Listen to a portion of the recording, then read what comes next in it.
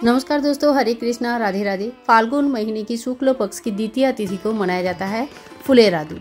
फुलेरा दूज के दिन से ठाकुर जी के साथ ऑफिशियली हम होली खेलना शुरू करते हैं। इस दिन फूलों से होली खेला जाता है, गुलाल लगाया जाता है और सबसे पहले राधा कृष्ण जी को होली लगाने के बाद ही हम दूसरे किसी को होली लगाते हैं। तो चलिए पूजा विधि आज आपको बताती हूँ। मैंने पूजा सामग्री पहले ही शेयर करके रखा है, तो वीडियो ज़रूर देख लेना, तो आप लोगों को पूजा करने में बहुत आसानी हो जाएगा।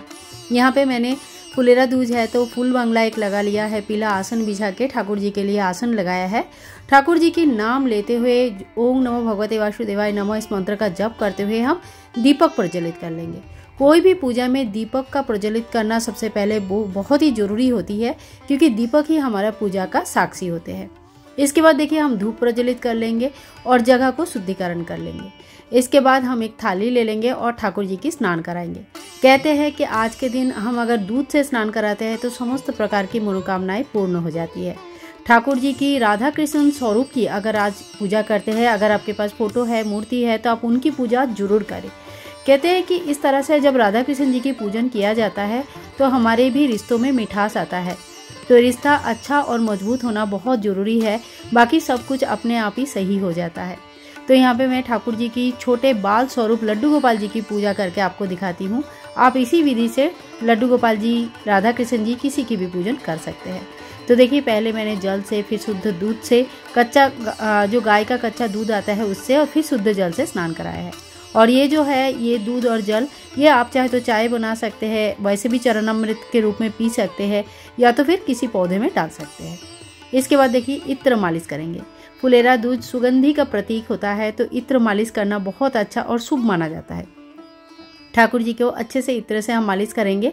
और जो भी पोशाक आपने तैयार करके रखा है, फूल वाले डिज़ाइनर अच्छे खासे कोई एक पोशाक आप रेडी करके रखिए और उस पोशाक को पहना के ठाकुर जी का बढ़िया सा श्रृंगार करें। जिस तरह से भी आप श्रृंगार करना पसंद करते हैं, आप उस तरह से ठाकुर जी का श्रृंगार कर सकते हैं। तो मैंने भी ठाकुर जी को यहाँ पे बहुत ही अच्छा सा ड्रेस पहना दिया है और इसके बाद ठाकुर जी को चंदन का तिलक लगाएंगे। आपके यहाँ पे अगर अभी भी ठंडा है तो आप स्वेटर वगैरह यूज़ करते हैं, तो ठाकुर जी को स्वेटर भी पहना सकते हैं। और इसके बाद देखिए फूलों का कुछ पंखुड़ियाँ अलग करके मैंने इस तरह से रखा है। तो ठाकुर जी के साथ सबसे पहले हम फूलों का होली खेलेंगे। तो इस तरह से पंखुड़ियों से ठाकुर जी को ढक जाते हैं, इतना होली खेला जाता है। और आप किसी मंदिर में, वृंदावन में जब जाके देखेंगे ना, तो बहुत ही बढ़िया तरीके से, मनमोहक तरीके से ठाकुर जी के साथ इस दिन होली खेला जाता है। तो यहाँ पे मैंने ठाकुर जी के साथ पहले होली खेला, फिर मेरे पास जो भी फूल है उस फूलों से ठाकुर जी के आसन को मैं अच्छी तरह से सजा देंगे। तो ठाकुर जी को पीला फूल बहुत पसंद है, पीला कलर बहुत पसंद है, तो मैंने पीला कलर के फूलों से सबसे पहले सजाया। उसके बाद जो भी कलर मेरे पास है मैं उसी से सजाऊंगी। तो इस तरह से ठाकुर जी का बढ़िया श्रृंगार करेंगे। नीचे भी मैंने फूलों से सजा दिया। फिर ठाकुर जी के गालों में गुलाल लगाएंगे। हैप्पी होली ठाकुर जी, होली की बहुत बहुत शुभकामनाएं। इस तरह से ठाकुर जी के साथ हम होली खेलेंगे और प्रार्थना करेंगे कि हर साल ऐसे ही खुशी से, आनंद से ठाकुर जी के साथ हम होली खेल पाए। जीवन के हर रिश्ते में मिठास रहे, ऐसे आशीर्वाद की प्राप्ति करेंगे।